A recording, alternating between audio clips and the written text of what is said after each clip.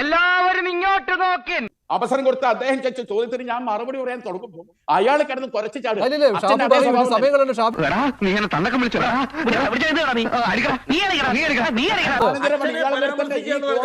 ഒരൊറ്റയടിക്ക് വട്ടൊടിച്ച് രണ്ട് പീസായി.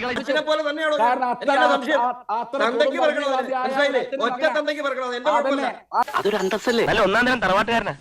അച്ഛനെ കുറിച്ച് നല്ല അഭിപ്രായ കേരളത്തിൽ. അയ്യോ സ്വാമിയേ, ആശാന്റെ കംപ്ലീറ്റ് ബയോഡാറ്റ ഞങ്ങൾക്ക് കിട്ടിക്കഴിഞ്ഞു. കിട്ടിയല്ലേ? ഒരു കാശിന് കൊള്ളയില്ല, 9 കാശിന് ഉപദ്രവവും. അച്ഛനെ കുറിച്ച് നല്ല അഭിപ്രായ കേരളത്തിൽ. എല്ലാരും നല്ല തന്നെ പറയുന്നത്. കുറിച്ചുള്ള അഭിപ്രായം മഹാമോശം, ആള് മഹാമോശം. ഇപ്പൊ അപ്പനും മോനും മോശം. ആദ്യം ഞങ്ങൾ അപ്പനെ കുറ്റം പറയുള്ളായിരുന്നു, ഇപ്പൊ മോനും മോശം. അകരേട്ടിന് വീട്ടില് വിലയില്ലെങ്കിലും നാട്ടില് പുല്ല് വിലയാ.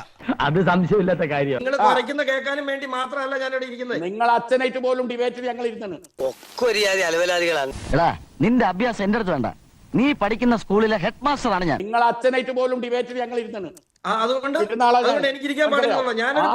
ഞാനൊരു ജനപ്രതിയാണ്. നമ്മളൊക്കെ ഭയങ്കര കുറ്റന്മാരെന്നുള്ള പറയണേ. ആര്? നമ്മളെന്നെ.